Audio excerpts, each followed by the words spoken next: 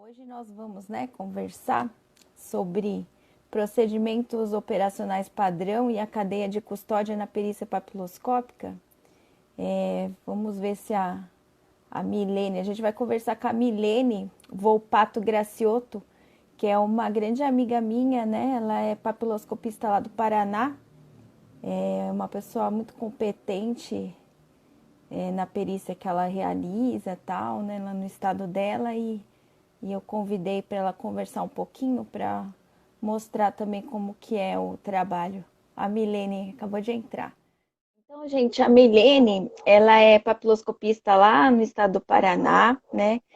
Mais de 10 anos que ela é papiloscopista, né? Policial civil, no cargo, com as atribuições focadas principalmente ao atendimento operacional e pericial no Instituto de Identificação lá do Paraná.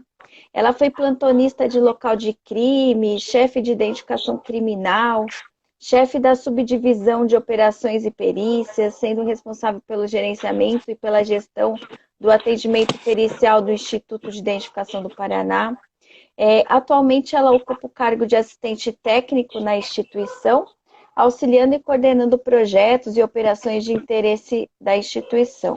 Ela leciona para cursos específicos de papiloscopia forense, ministra aulas de pós-graduação em ciências forenses, né? Atua também como professora da Escola Superior de Polícia Civil do Estado do Paraná para os cursos de delegado, escrivão, investigador e papiloscopista desde 2013. Foi aprovada no concurso, né? E está em exercício desde 2009 no Estado. Pós-graduada em Direito e Processo do Trabalho com ênfase empresarial em 2008 pelo Centro Universitário de Maringá, Cesumar, e bacharel em Direito em 2003 pela Universidade Paranaense Unipar de Paranavaí. E é muito amiga minha, né? E a gente se conheceu lá no congresso, acho que foi em Natal, né, Mi, que a gente se conheceu? Sim, foi no de Natal, né? De Natal. E assim, aí eu conversei com ela, né? Porque eu queria falar um pouquinho, abordar um pouco sobre esse assunto, né? De procedimento operacional padrão, cadeia de custódia, né? Porque a gente teve alterações aí recentemente. E aí convidei para ela falar um pouquinho sobre como que acontece lá no estado dela.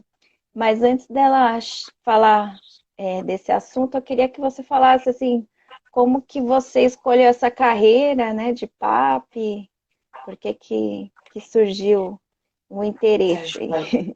Então, primeiro eu queria dar um Seja salve para bem-vinda. que está assistindo. É um prazer estar participando, né, Tati? Ah, esses congressos proporcionou a mim encontrar pessoas como você e trocar essa experiência e criar uma amizade, né? Você, a Simone de Santa Catarina e tantos outros aí que a gente conheceu ao longo dos últimos anos. E um salve especial para os papos do Paraná, que já vi que até meu chefe entrou aí, o doutor Michelotto. Legal, obrigado para todo mundo que está participando. Espero que a gente consiga cada vez mais integrar os papiloscopistas do Brasil para que a gente consiga evoluir enquanto grupo, né? Mas voltando aí ao questionamento, na verdade, eu sou bacharel em Direito e antes de terminar a faculdade eu já tinha essa ideia de ser funcionária pública, né? Meu pai é funcionário público aposentado e sempre foi referência para mim em ética, responsabilidade, tudo de bom, né? Então, comecei a estudar para concurso e direito te abre um leque muito grande de opções. E foi o meu pai que mostrou para mim o edital do Paraná. Eu nunca tive objetivo nenhum de ser policial, não conhecia o que era a carreira de papiloscopista, na verdade eu nunca tinha ouvido falar. Apesar de já ter feito RG, apesar de em N situações da vida precisar de alguma coisa que estava relacionada à identificação civil, né? Inclusive para concurso, onde você precisa de atestado de antecedentes, né? Uhum. E fiz um concurso, porque aquela tal história do concurseiro, estava fazendo Brasil afora, né? E meu pai falou, olha, tem um aqui no Paraná. Quando eu olhei o edital, eu fui por aquilo, as atribuições do Papa, ele vai desde a parte civil até a finalização do laudo, né? E na época ele tinha um número menor de vagas. E aí eu fui por aquilo que eu achava que era mais seguro, achava que investigador seria algo mais perigoso, e acabei me apaixonando. O concurso foi em 2007, 2009 fiz a escola de polícia, né? E aí a gente começou a se apaixonar pela perícia, tanto eu converso com muitos colegas, a maioria não tinha a menor noção do que era a atividade do papiloscopista, né? E na última década, então, como a gente evoluiu, né, nas nossas atribuições. Então, foi por acaso, né? Um acaso muito prazeroso em que eu tenho muita satisfação em ser papiloscopista e atuar como policial e papiloscopista aqui no estado do Paraná. Ai, que É legal. isso. A minha história foi meio parecida também, porque eu também não sabia o que fazia, e o meu pai que me incentivou, mas o meu pai não era, né, funcionário público e tal, mas ele me incentivou para prestar, e assim, ele também não sabia, mas ele, para incentivar um concurso público, né? E aí, quando eu entrei, assim, me apaixonei também e amo, assim, o que eu faço, né? É muito prazeroso Muito bom. mesmo. Sim. E aí a gente vai falar sobre um assunto, né, que nós também gostamos muito, né, Mi? Sim. É sobre essa parte de local. E é porque, assim, no local de crime, né, nós temos diversos tipos de procedimentos, né, que são adotados para a valoração da prova, né? E você poderia comentar assim, sobre os procedimentos adotados e como funciona essa questão aí no seu estado? Como que vocês trabalham Então, essa dinâmica? vamos começar então o que seria um POP, né? Eu acho que Isso. quando eu entrei na instituição se falava em manuais, né? Ele não deixa de ser um manual. O POP ele é um procedimento operacional padrão, onde ele vai criar orientações descrevendo de forma detalhada as atividades de execução de alguma rotina. Então, eu posso ter um POP que vai falar desde a chegada de um documento dentro da instituição, como que você vai receber? Vai ter carimbo? Vai ser escaneado? Como que vai ser o arquivo? Quando você passar para o setor, tem assinatura, tem data, e eu posso ir para um segundo momento, que é a nossa área hoje pericial, né? Falando da parte de local de crime. Vai desde o momento da preparação, do acionamento, né? O PAP, aqui no Paraná, por exemplo, nós não atuamos direto com a delegacia, nós estamos dentro do Instituto de Identificação, somos acionados via telefone ou rádio para se deslocar. Então, o POP ele vai tratar desde esse momento da preparação. O que tem, o que eu preciso verificar dentro da maleta para levar para esse local? Os pós, os reagentes, como que é o acionamento? Eu tenho ofício? Eu tenho boletim de ocorrência? O local é aberto? O local é fechado? Quais são? O que eu preciso levar? Eu preciso levar lanterna? Eu preciso levar reagente de pequenas partículas? Então, o POP ele vai detalhando desde esse momento da preparação até o processo em si, levantamento, o registro dos vestígios papilares, foto de localização, aproximação, backup. Eu uso seta milimetrado. O que precisa aparecer nessa foto? Né? Porque essa foto pode ser usada no WAVES. Então, a resolução, 1 mega, 5 mega, né? Foto 360 graus do ambiente. Então, eu sempre digo que todo POP, ele, além de trazer é um documento que traz essa orientação para o papiloscopista e para qualquer profissional, ele também preserva, ele resguarda o servidor público. Quem nunca passou por uma situação onde você é questionado numa cena de crime, ou, ou você é pressionado a dar alguma informação e as pessoas não enxergam isso com bons olhos. Por exemplo, aquela história de me diga aí se tem condições de confronto. Quantas vezes eu já passei por isso, né?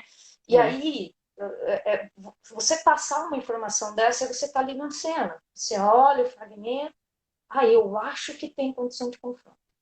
Isso já aconteceu na nossa instituição e acredito que acontece em todos os lugares. Aí o colega bem intencionado diz, olha, tem sim, esse fragmento está bacana, esse dá, você vai mandar o suspeito, o delegado manda o suspeito e tal.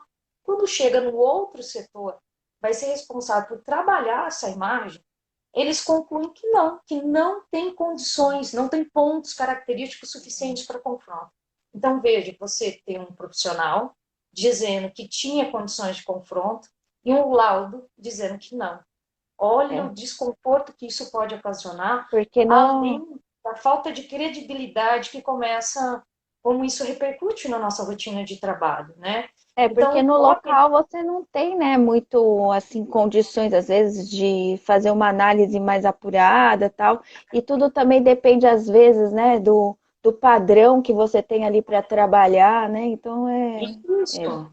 aquela história da identificação criminal, não vamos nem falar em local de crime, o cara tá lá, a autoridade acha que ele é um fraudador, que ele está se passando pelo irmão, aí ele pede para ti essa informação. Você olhou lá, de cara, o polegar do documento é um verticilo, e o polegar do cara é uma presilha, ou seja, de cara já não é ele.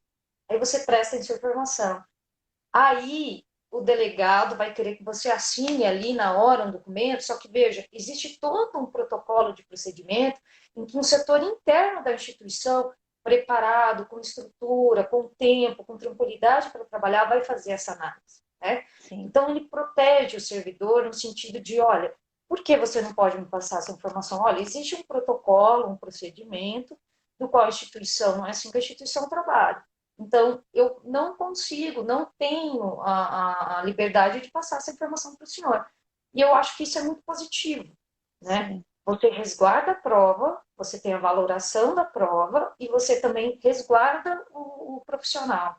Então, eu vejo os POPs, né, com muito bons olhos, apesar das dificuldades que a gente passa de adaptação Porque, e sim, realidades diferentes. Veja, você cria um procedimento padrão onde você tem realidades diferentes. Aqui no Paraná, por exemplo, nós somos 399 municípios. O PAC atua, temos, aqui a gente chama de Seção Regional de Identificação, em 23 cidades. Né? São 23 seções regionais de identificação. A capital, você tem uma condição, uma característica. Quando você vai para uma cidade de 70 mil habitantes, essa condição é completamente diversa. com Então, certeza. a dificuldade de você equilibrar isso no POP é muito difícil. Mas ela é importante para que você tente, de uma forma genérica, chegar Uhum, a todos, né? sim. Isso é importantíssimo, porque assim também quando a gente vai, né, na nossa atividade, tem uma série de improvisos, às vezes, que acontecem, se você tem que ter pelo menos um padrão ali, né, para te nortear, que caminho que você tem que seguir e tal, né, e se Sim, adaptar da melhor forma, né. Então, com sim. E o certeza. importante, o POP ele é muito anterior à lei anticrime, né? Então, nós Sim. vamos falar um pouquinho ali na frente, mas eu fui plantonista de setor criminal quando eu entrei no instituto, depois abri uma vaga no local de crime. Eu fiquei, eu acredito, como plantonista uns 2 anos, né, na capital. Aí depois eu assumi a chefia porque um colega meu foi para o interior. E é, a realidade do profissional, ela é muito peculiar. E aí você tem o executor, né? É, ele foca naquilo que ele tem que fazer. Então, se ele não tiver uma orientação adequada, a chance dele cometer uma falha, ela é muito grande, né? Então, a gente É. precisa criar esses procedimentos. E eu nunca esqueço, Tati, quando logo que eu assumi a chefia, que na verdade na época eram duas chefias, né? A gente chama de chefia, na verdade é só um colega que está ali organizando as coisas, né? Você é um coordenador. Você não é Aham. mais e nem menos por isso. A sua função é diferente daquele que está apenas executando, fazendo a tarefa dele ali. Você coordena o que ele executa, né? Em que o pessoal que estavam nas questões da coordenação estavam se desdobrando para conseguir câmeras profissionais para a cena do crime.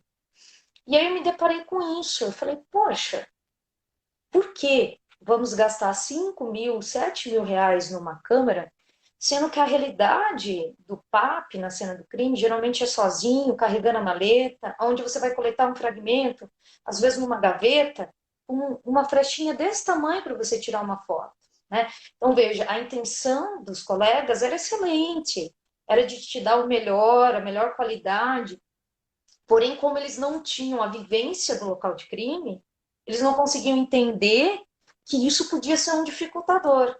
Então, a importância É, dessa troca, né? Um POP, por exemplo, ninguém faz sozinho, né? Os POPs que foram construídos dentro do Instituto de Identificação, eles são construídos por várias mãos, né? aham, Porque você precisa juntar a peculiaridade da atividade de cada um no processo para você acertar.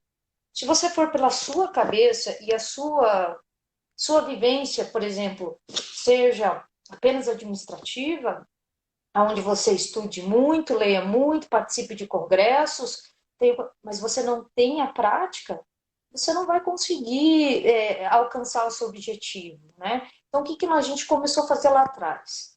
Vamos colocar o pessoal para testar. Tá bom, pega a câmera fotográfica, entrega para o colega, deixe ele avaliar se aquilo é legal ou não, para mais de um. Porque como a nossa vida pessoal, cada um tem a sua história, tem as suas características, e nem sempre uma equipe de plantão de local de crime, mesmo sendo uma dupla, eles vão ter a mesma visão. Então, é é, importante coletar essas informações para produzir um procedimento operacional padrão, né? E o sim. POP ele é muito anterior à lei do Sérgio Moro, aí, a lei anticrime, e eu acredito que todas as instituições os institutos que estão trabalhando isso, no caso do Paraná, a gente começou a intensificar a parte de local 2009, 2010, né? Já se preocupava com isso. Talvez não sabia o caminho a seguir, aquilo que você não tinha o passo a passo definido, apenas genérico do que era para ser feito, né? Aham. Mas já existia essa preocupação. Então, é o caminho para fortalecer a prova e também para fortalecer o nosso trabalho pericial. Eu sempre digo assim, o que vale um papiloscopista sair às 3 horas da manhã, aqui em Curitiba hoje está muito frio, e às vezes às 3 horas da manhã você vai fazer uma região metropolitana no meio do mato, onde vai estar 2, 3 graus, se sacrificar para conseguir levantar um fragmento legal, iluminação legal para aquela foto, fazer todo o procedimento, se você não seguir uma cadeia de custódia. Chega lá Aí na lá na frente. frente, E o que derruba. tem acontecido, gente? O PAP tem evoluído nisso e as positivações começaram a chegar, seja com a ajuda dos EIFES, o conhecimento das autoridades da importância da preservação do local e do acionamento da papiloscopia. E aí você tem todo o processo, chega lá no júri, um caso, por exemplo, de homicídio, onde teoricamente o cara terá um bom advogado e o cara quebra a sua Uhum, prova. O que adiantou sim, todo o processo? Né? Então a gente precisa trabalhar nisso cada vez mais com para evoluir. certeza. Uhum. É, o Né? Marcos pôs um comentário aqui, ó, que no local a vítima faz vários questionamentos, marcas na parede, quanto tempo leva a resposta, né? E só com o tempo o papiloscopista consegue conversar com a vítima sem criar expectativas, né? Porque às vezes ela vê Isso. uma marca ali.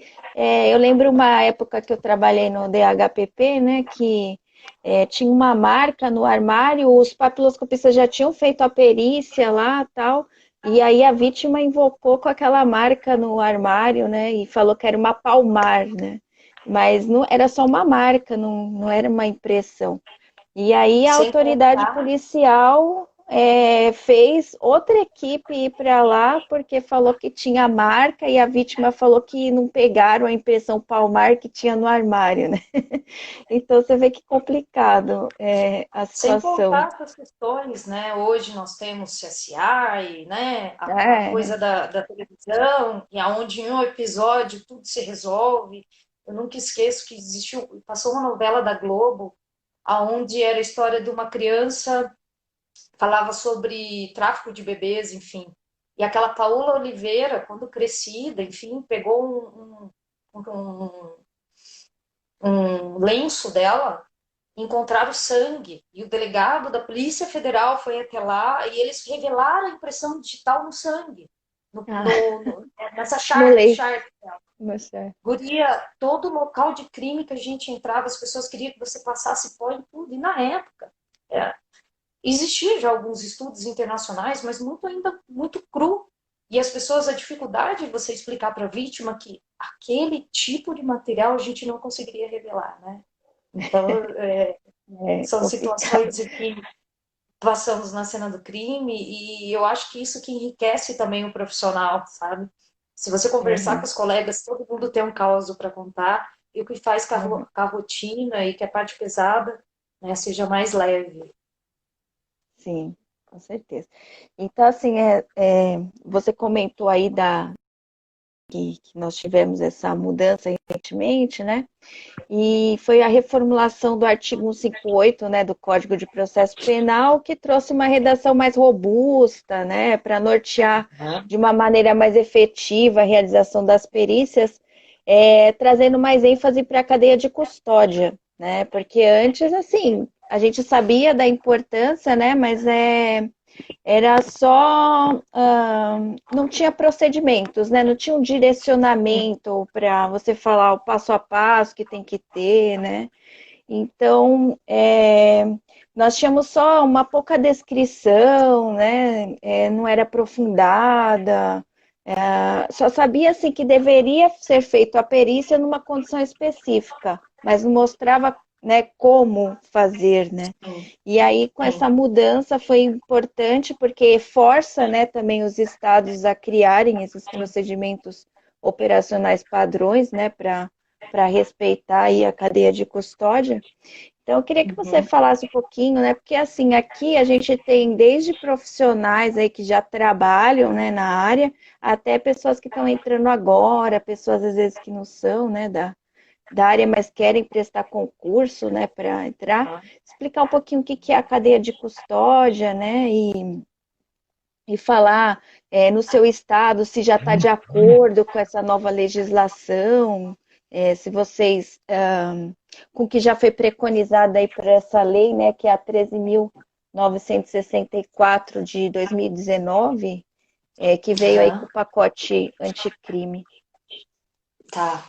Bom, para definir cadeia de custódia, nada melhor que o próprio artigo da lei anticrime, né? Em que ele vai dizer ali que a cadeia de custódia é o conjunto de todos os procedimentos utilizados para manter e documentar a história cronológica do vestígio coletado, em locais ou em vítimas, para rastrear sua posse e manuseio a partir de seu reconhecimento até o descarte. E aí, ali no parágrafo primeiro, ele fala quando que inicia? Inicia com preservação do local de crime. Outro tema bastante polêmico e que diariamente, nacionalmente, esse desafio existe, eu acho que até mundialmente, a dificuldade do isolamento e da preservação adequada, né? Raras as vezes você consegue chegar a um local de crime com um isolamento, uma preservação de 100%, né? Então, por quê? Porque o sucesso da nossa perícia, ela também depende de outros agentes da segurança pública. Então, às vezes você tem, vou além do investigador, ou do policial militar, ou do guarda municipal. Você tem o cara da ambulância, você tem o corpo de bombeiros que vai lá muitas vezes, né? Você tem o pessoal do ML. Então, a dificuldade de você criar um isolamento e uma preservação adequada, na maioria das vezes ela ocorre por falta de conhecimento. A pessoa não sabe que você vai realizar uma perícia para a coleta de impressões digitais e que você precisa de um cuidado com aquele local. Isso eu acho que é o grande desafio nosso enquanto segurança pública de trabalhar, né? Eu já ouvi em locais de crime em que nós fomos acionados 2, 3 dias depois de ocorrer o crime, a gente melhorou nisso, não tenho dúvida dessa comunicação interna dentro da segurança pública, Sim. mas já fui fazer local onde tinham roubado uma quantidade enorme de armas de um delegado aposentado federal, e o PM disse para ele que era história de CSI. Ele não sabia, por exemplo, né? Porque o delegado perguntou, ele conhecia algum delegado civil e falou, olha, não tem uma perícia que vê impressão digital? Isso há muitos anos atrás. Quando nós fomos fazer a perícia, 2, 3 dias depois, que aí esse delegado entrou em contato com a autoridade, é por óbvio, a casa já estava mexida, eles já tinham arrumado os lugares, o que dificulta muito, né? Então, essa questão da preservação do local de crime é o grande desafio da segurança pública no que diz a relação à cadeia de custódia também, mas a valoração da prova. Sim. Isso vai envolver o perito criminal, vai envolver todos os profissionais que vão atuar na área, né? A gente trabalha nesse sentido, porque nós não somos o primeiro a entrar, mas a partir do momento que estamos lá, trabalhamos para que a história, a história cronológica daquela cena do crime, do momento em que nós chegamos, seja preservada, né? Sim. E aí nós É vamos porque é ter... importante, né, por exemplo, ter essa comunicação também para a vítima, né? Se as equipes elas vão em momentos diferentes, né? Primeiro, às vezes a perícia criminal, depois a perícia papiloscópica, que haja comunicação, né? Olha, ainda vem uma outra perícia aqui, né? Por favor, não mexa em nada, porque já aconteceu também aqui, acontece, né? Muitas vezes os papiloscopistas, quando vão chegar no local, a vítima já limpou tudo porque já tinha sido feita uma perícia anterior, né? Quantas vezes, né? E aí é aquele desafio que, de acordo com o estado, você tem uma formação diferente. Nós temos estados que é o Instituto Geral de Perícia, onde vai estar o Instituto Médico Legal, Instituto de Criminalística e o Instituto de Identificação integrados, trabalhando juntos. Aí você vai ter situações, que é o nosso caso hoje no Paraná, em que o papiloscopista está na Polícia Civil e o perito criminal, o Instituto Médico Legal estão fora da Polícia Civil. Né? Essa comunicação interna é um desafio enorme. Aí, sem É. contar isso, se nós formos falar de interior, né? Então a Nossa, gente está focando aqui no top, né? Capital, maiores é, recursos, plantões para tudo. Aí você pega uma cidade onde você, aqui, por exemplo, no Paraná, nós somos em 23 CRIs. Isso não quer dizer que eu tenho perito criminal nas mesmas localidades. Então, existe essa diferença. E essa falta de comunicação, essa dificuldade de comunicação, atrapalha bastante. Aqui nós tivemos em 2014 e 2015 uma chuva de explosões a caixa eletrônica. E na época, o secretário de Segurança Pública pediu uma ação conjunta, né? Da Esquadrão Antibomba, Polícia Militar, Polícia Civil, os peritos criminais. Nós tentamos montar um POP conjunto. E como foi difícil, não deu tempo de finalizar, caiu por terra o procedimento por causa das nossas diferenças. Não é diferença se a gente tem direito ou não de fazer o local. Diferenças de rotina, aonde você tem o PAP, aonde você tem o perito, se eles vão junto, se eles vão separado, quem que dirige viatura, por exemplo, aqui no Paraná, o papiloscopista, aqui na capital, conseguimos fazer dupla. Então vai com viatura da Polícia Civil, beleza. O perito criminal, ele tem um motorista e ele vai também. Mas, às vezes, aquele perito está fazendo um acidente de trânsito, por exemplo. Eu não sei como está a divisão hoje.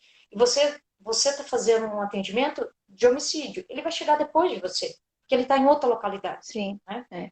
Então, Tá essa bom? dificuldade, né? Uhum. Essa falta de comunicação que a gente trabalha diariamente para trabalhar, muitas vezes você chega no local, já está tudo mexido e já não tem muito o que fazer, né? Deixa de Sim, fazer o local? Não, fazemos o local, coloca as informações, o nosso POP diz isso, não deixa de fazer o local por falta de preservação. Coloca as observações de que aquele local não estava preservado adequadamente. Mas por que, gente? Você pode ser questionado, né? é. Por qual critério você decidiu que o local não está preservado? Né? Então já está lá, faz o local, tira foto.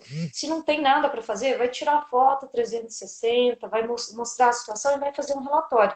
Não estou dizendo que você precisa passar pó em tudo para tentar achar um É. fragmento, né?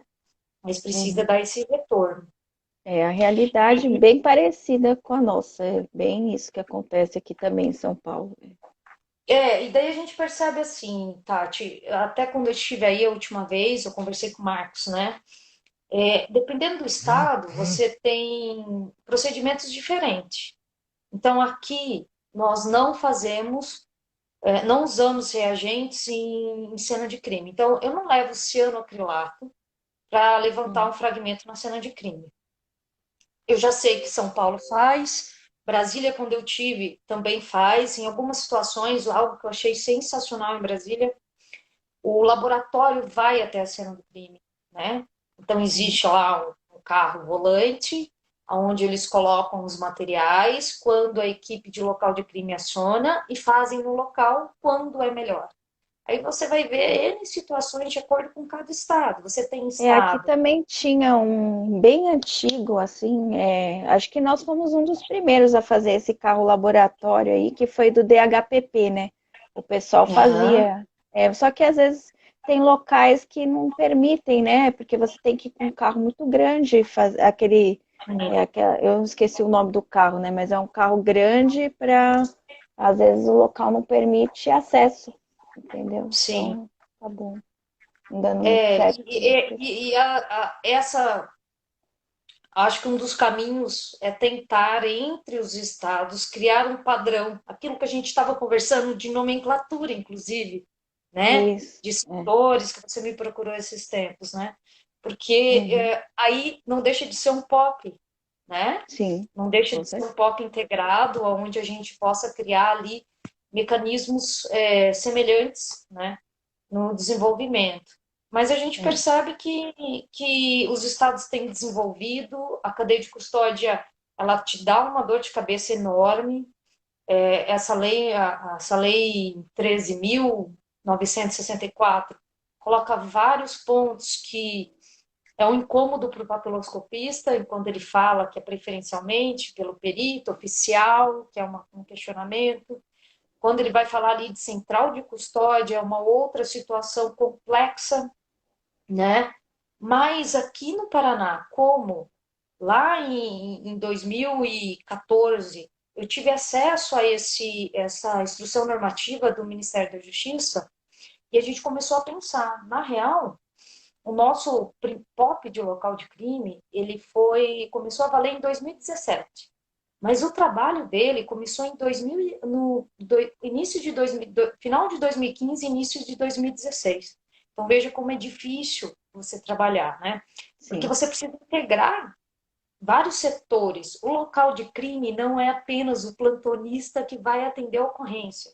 Isso é é, importante as pessoas terem ciência, porque o processo do cara que vai ao local, depois ele vai passar para o laboratório, ou ele vai passar para o EIFES, e depois vai passar para os laudos. Tem estado que é uma pessoa que faz tudo, tem estados que é por etapas, né?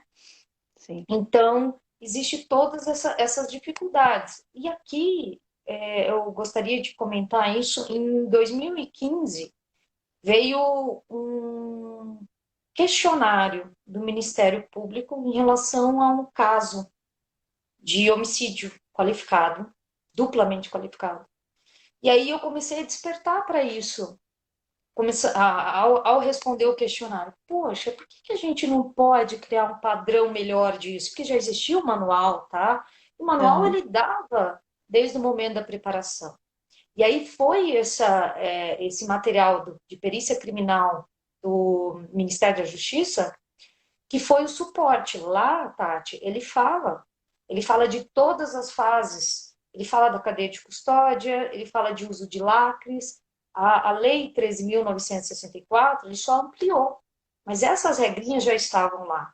E aí a gente começou a trabalhar. Como eu disse, sempre feito por muitas mãos. Né? Você precisa do plantonista de local de crime, você precisa do cara do laboratório, o cara do EIFES, você precisa da pessoa que vai fazer o laudo, você precisa do cara que mexe com o sistema, porque aqui no Paraná nós criamos isso tudo dentro de um sistema chamado CESP Laudos, e você precisa trabalhar com isso. Né? Então aham. foi um ano e meio de trabalho em cima de um POP, que entrou em execução e depois também precisou passar por reformulações. Então, nós já tivemos, depois desse POP, outros colegas que deram andamento a essas atualizações, como, por exemplo, eu até trouxe aqui, a Carol, responsável pela SOP, me passou, o Leandro, uma ficha de acompanhamento de vestígio. Então, quando foi feito o POP, a gente não tinha essa ficha, né? E aí, lendo ali a questão da atual lei, como fazer para colocar essas informações? Que é aquela história de quem recebe, né? O cara do laboratório Isso. vai receber, quem está entregando, quem está recebendo. Então, é um trabalho detalhista para a gente amarrar, principalmente essa parte do transporte, né? Do Uhum. material, do vestígio, né? Sim, importantíssimo. Mas já existia desde 2017, e eu não tenho dúvida que, dependendo da região, eles têm dificuldade de cumprir. Então, uma das Uhum. formas aqui no Paraná, eu sou babona mesmo, eu enalteço aqui, eu gosto muito do trabalho feito aqui hoje, e nos últimos anos nós temos total liberdade para trabalhar, e isso é muito bacana quando você tem um gestor que deixa os especialistas atuarem, sabe? Nós criamos um sistema virtual, né? Como se fosse um aplicativo, enfim, aonde as fotos que é coletada a 500 quilômetros daqui, ela cai no sistema no mesmo dia, né? Os Uhum. fragmentos da mesma forma. Então existia, imagina, uma cidade com 399 municípios, não deve ser diferente de São Paulo, deve ser muito pior. Como que você consegue fazer com que esse vestígio chegue até você? Nós tivemos situações em que as pessoas queriam colocar o fragmento dentro da aviação Garcia, aviação Cometa, aviação, né, empresa de ônibus convencionais. Que cadeia de custódia é essa? Então a gente começa a pensar como trabalhar para criar e respeitar essa cadeia de custódia, sem muito Uhum. investimento, sem muita burocracia, né? Sim. Então os lacres, sacolas, as embalagens, elas são usadas aqui desde 2017 e estão passando por constante transformação, né? Até queria Sim. saber aí em São Paulo, vocês têm lacres específicos e sacolas Tem. também Tem de local de invólucro, tem invólucro e lacres, né? Numerados, tal. Eu, assim, agora eu não tô nessa parte de local, né? Eu não sei direitinho como que tá. No DHPP tinha, né? O invólucro e o lacre numerado.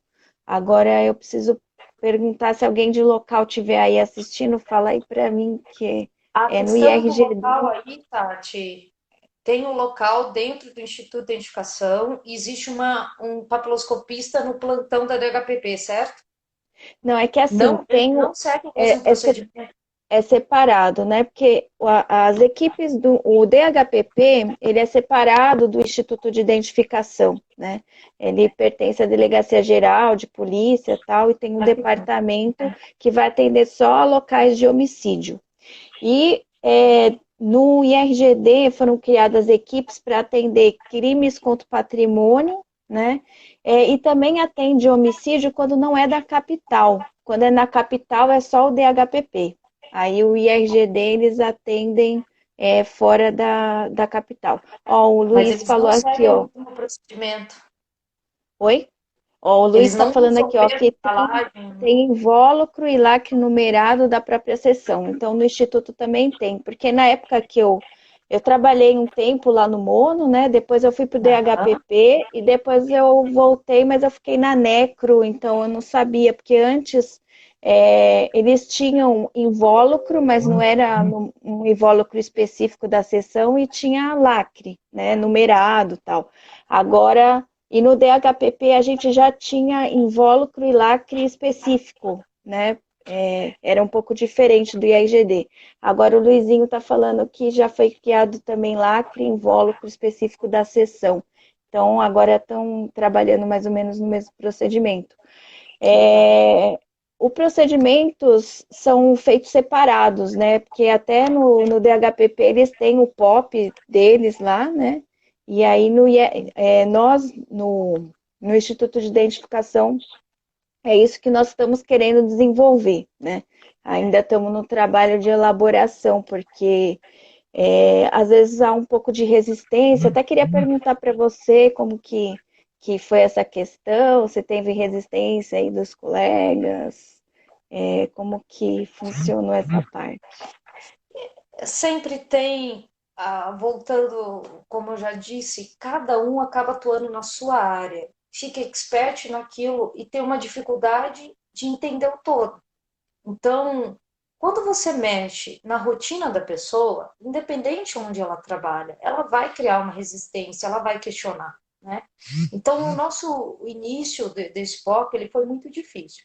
Nós não tivemos tanta resistência, porque os papiloscopistas de plantão, o pessoal do laboratório do EIFES participaram. Mas o pessoal do interior, por exemplo, que estavam mais distante, não, né? Mas Uhum. existe essa resistência, existe questionamento, existe uma dificuldade da pessoa entender de forma macro. E eu acho que, inclusive, a lei do anticrime, aí, a lei 13.000, ela chega para colocar um ponto final nisso. Né? Isso. Não é mais uma vaidade ou um complemento. Procedimento operacional padrão, ele é regra, ele é essencial para a evolução. E eu aprendi muito sobre POP conversando com os colegas, a questão dos congressos da FENAP, que são Sim, excepcionais, né? importante. E o Maciel ele sempre disse, gente, POP, procedimento operacional padrão, os nossos colegas de Brasília, que foram meus professores, né? Uma galera aí que deu aula, o Del Sarto, por exemplo, sempre dizia isso, né? Então, a importância Uhum. dessa troca e a cadeia de custódia e a lei anticrime, ela veio para colocar uma pá de cal nisso, né? Uhum. Não, nós precisamos de procedimento para resguardar a prova e nos resguardar. O que a gente É. nota muito, como nesses casos que eu comentei, onde existe uma pressão externa sobre o policial, aí, nesse momento, aquele PAP que passou por essa pressão e se vê resguardado pelo POP, aí ele respira fundo, né? E aí ele começa a entender que, pô, é bom para mim também, né? Mas quando você muda a rotina, seja na sua vida pessoal, na vida profissional, vai criar resistência, ela é natural. E eu Uhum. digo mais, ela é importante para o aperfeiçoamento. Sim, sim. Muitos questionamentos feitos numa produção de um pop ou depois que ele existiu, ele é importante para você melhorar. Então, aqui com o pop, nós começamos a usar aquela plaquinha amarelinha. Cheguei a Eu levar para lembro. você, né? Uhum. E aí tentamos inicialmente colocar aquela plaquinha em tudo. Aí o colega do local de crime, ele falou, Milene, não tem como. Como que eu vou usar 50 plaquinhas no local? Então, É. essa troca, A esse nossa perícia é questionamento, bem diferente, né? Bem específica, né? isso, e esse questionamento, ele é saudável, porque ele faz você pensar e você adaptar da melhor forma. Uhum. Então, Sim. a construção conjunta. Existe o cara que vai criar resistência, minha amiga, e ele vai criar resistência na vida dele inteira para Sim. tudo. Sim. Ele vai ser, graças a Deus, ainda é minoria, ele não adianta você se preocupar com ele, né? Mas eu acho que a lei anticrime, a lei 13.964, ela acabou com isso. Gente, POP é o caminho. Então, aqui no Paraná, nós não temos só POP de local de crime. Nós temos POP de necro, né, Sim. desastre em massa, por exemplo. Existiam Uhum. manuais, por exemplo, de necropapiloscopia, algo que eu não domino, Tati. Então, veja, Uhum. a função do subdivisional de operações e perícias, ele acaba coordenando essa área também. Como é difícil você colocar no papel e escrever algo sobre você que você não tem domínio, que você nunca atuou efetivamente. Uhum. Aí entra a importância dos colegas, né? Então a gente percebia que, por exemplo, determinada região fazia parecer técnico, outra região fazia laudo. Qual a diferença? Porque Uhum. um faz de um jeito, outro faz de outro. Então tudo isso Sim. você vai criando pontos de interrogação e vai abrindo espaço para questionamento jurídico. Quando você cria um POP, você padroniza, regulariza e protege aquele servidor. Então, Sim. é de suma É. importância a gente atuar cada vez mais em padronização, né? Quando eu comecei a trabalhar com a Necro, né, foi a primeira coisa que eu fui fazer. Eu conversei com meu colega, né, e aí eu falei, vamos criar em primeiro lugar um POP, né, para a gente falar como que a gente vai iniciar a nossa perícia até o final, né, do início ao fim, como a gente recebe, porque Isso. em São Paulo, né, a gente faz essa parte aí de cadáveres especiais, nós recebemos as falanges do IML, né? Então vem invólucro, lacrado, né? Então a gente tem que fazer todo um procedimento de fotografação, né, do invólucro antes de abrir, né? Dando destaque para a numeração. Depois que abre, faz a foto antes da perícia, aí depois vê o resultado. Então, tudo isso vai no nosso laudo posteriormente, né?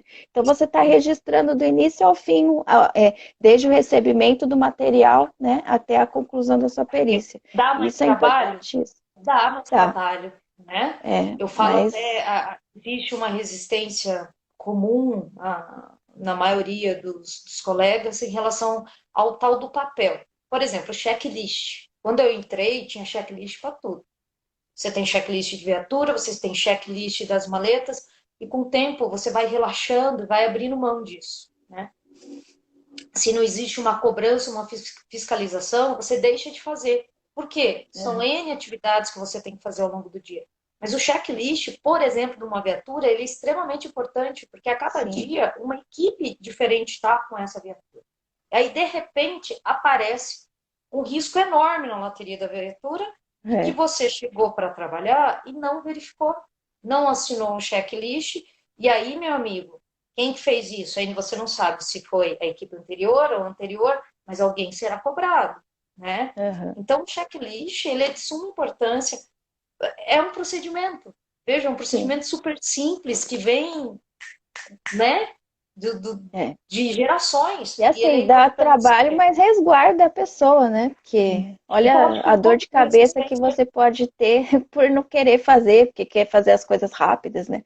E é, principalmente, você falou, né, que tem estados, por exemplo, que faz o PAP faz do início ao fim, tem estados que é segmentado. tá. Quem nos Uhum. estados que são segmentados, como aqui em São Paulo, né, tá segmentando um pouco essa parte de local, é aí que tem que ter mais procedimento padrão mesmo, porque a pessoa que ali no início, né, recebeu ali, aliás, no local de crime, né, começou a perícia, depois o vestígio chegou até o Instituto de Identificação, tudo isso tem que ser bem amarradinho, porque se ficar uma falha, né, eu penso na cadeia de custódia que nem aqueles dominós que fica tudo em pé, se você derrubar um, acaba derrubando tudo, né?